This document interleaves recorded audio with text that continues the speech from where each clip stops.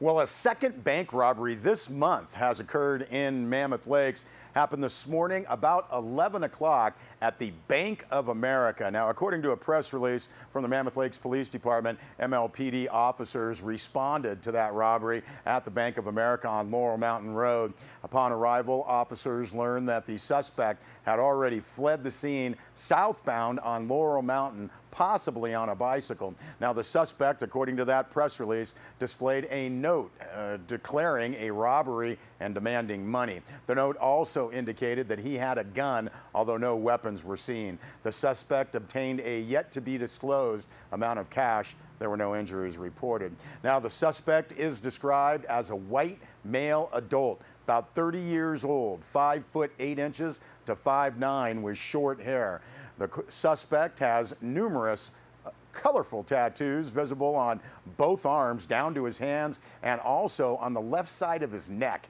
He has lettering visible on all fingers. The suspect's clothing worn during the robbery was located in the Shady Rest tract in the forest behind Center Street, and the Mammoth Lakes Police Department do have those clothes. Now, that suspect, however, is still outstanding. If anyone has information related to this case, you are asked to contact Detective Hornbeck at the Mammoth Lakes Police Department, 760-934-2011. Now, it was back on August 2nd that Union Bank in Mammoth Lakes was robbed. Police have questioned 2 people in that incident, but no arrests have been made. We have an update on that bank robbery that occurred today in Mammoth Lakes. Late this afternoon, Mammoth Lakes Police Chief Dan Watson announced that a suspect was in custody. We will update this story on Wednesday's Sierra Wave TV News.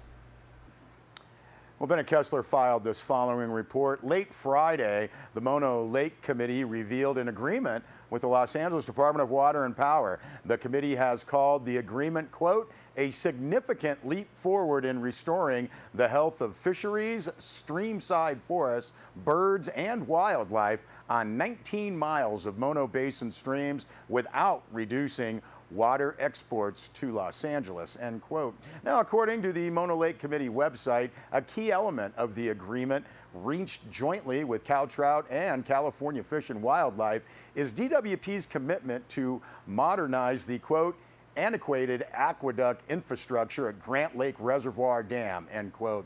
Now, the committee website says these structural improvements will, quote, give DWP the capacity to meet state board requirements for flows to Rush Creek and Mono Lake, end quote. Now, the website says that the modification to Grant Dam will allow reliable stream flows to Rush Creek. The site also says DWP will complete construction and begin operation within 4 years of State Water Board approval. Now, to offset the cost of all this, DWP will be allowed to export an additional 12,000 acre-feet of water from the Mono Basin if they are moving ahead as expected. Now, the Mono Lake Committee claims that this, quote, one-time allowance will defray approximately half of the cost of the outlet without delaying Mono Lake's long-term rise to the management level of 6,392 feet above sea level, end quote. Now, other points of the agreement include monitoring, adaptive management, and delay of the State Water Board hearing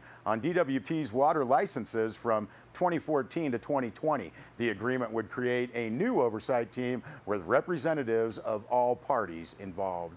Now, DWP observers in the Owens Valley wish the Mono Lake Committee well, with hopes for a better agreement than the problematic one crafted in Inyo County. Now, in their first televised meeting in the Owens Valley, LA Water and Power Commissioners will consider this agreement.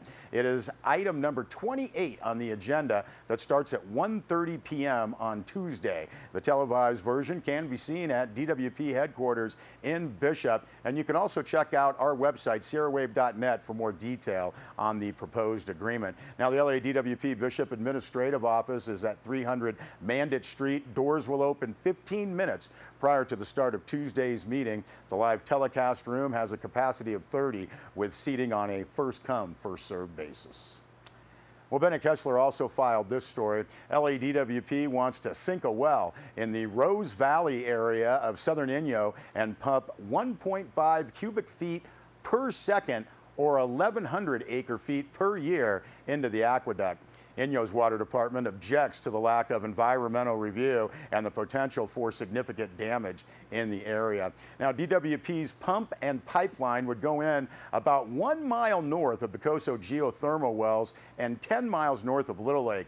When the county considered the Coso wells, there was considerable public objection on that. Now, DWP issued what's called a notice of intent to adopt an initial study and mitigated negative declaration. Now, Inyo Water Director Bob Harrington advises the board that DWP's environmental review is deficient. He says that the level of pumping proposed by LADWP by itself and cumulatively with Coso pumping, quote, may have a significant impact, end quote. Now, Harrington also says that DWP failed to abide by provisions of the long-term water agreement. Now, in a letter to the Board of Supervisors to consider, it says that DWP's proposed environmental review should be withdrawn and a new CEQA analysis prepared after the technical group has conducted the work related to the project that is required by the agreement, end quote. Now, the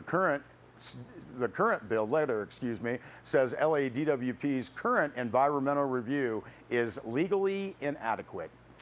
In other matters, before the Board of Supervisors on Tuesday, after department heads at the start of the meeting, then at 10 o'clock, the board will hear from the Carson and Colorado group for an update on the Slim Princess restoration project. At 1:30 p.m., the Water Department will ask the board for direction on agenda items for the August 29th Standing Committee meeting, and that's set for Los Angeles. And at 3 p.m., the board will hold a workshop to receive preliminary information on the CAO recommended budget for the next fiscal year. Well, a massive multi-agency marijuana eradication operation was successfully accomplished above Hogback Creek west of Lone Pine, and this occurred last Wednesday. Now, according to a press release from the Inyo County Sheriff's Office, Inyo Narcotics Enforcement Team, INET, and agents from the United States Forest Service have been investigating this particular grow site and gathering evidence since May. Approximately 4,000 marijuana plants were removed from the site, as well as 350 pounds of processed marijuana. Now, one arrest was made during the operation, that of 23-year-old Jose Salvador Garcia Rodriguez from Lake Elsinore. Now, last Thursday morning, INET and Forest Service officers conducted a felony traffic stop south of Sage Flat Road on 395 in Olancha, and 7 more arrests were made, all with ties to the Hogback cultivation site. Those arrests included 22-year-old Herman Ortiz Guzman from Bakersfield, 34-year-old Antonio Sugagazzi from Bakersfield, 44-year-old Lorenzo Perez Meza from Bakersfield, 49-year-old Refugio Guzman from Bakersfield, 25-year-old Javier Morales from Homeland, and 19-year-old Jesus Solis Jr. from Garden Grove, and also 41-year-old Isaac Duran Solis from Bakersfield. All are being held at the Inyo County Jail in Independence on charges of marijuana cultivation, possession of marijuana for the purpose of sales, and conspiracy. Now, the press release notes that marijuana cultivation causes extreme damage to ecosystems, and as part of the illegal cultivation process, growers are responsible for using miles of plastic tubing and diverting water from natural resources for crop irrigation. Now, the use of banned herbicides and pesticides is also common practice, and massive amounts of trash and chemicals were transported from that Hogback cultivation site. The estimated quantity is at a minimum 2,000 pounds. In addition, officers located banned hazardous materials, which required the response of a hazmat professional. Now, assisting in the eradication operations were Inyo County Sheriff's Department, Bureau of Land Management, Forest Service, California Department of Fish and Wildlife, Bishop Police Department, the CHP, and the United States Drug Enforcement Administration. The Inyo County Sheriff's Department, as well as all agencies assisting in that eradication operation, want to remind residents and visitors of the dangers that are inherent in marijuana cultivation. As soon as you become aware that you have come upon a cultivation site, leave immediately. Do not attempt to engage with the growers. Once in a safe place, report as many details about the location to law enforcement. We'll be back with more news.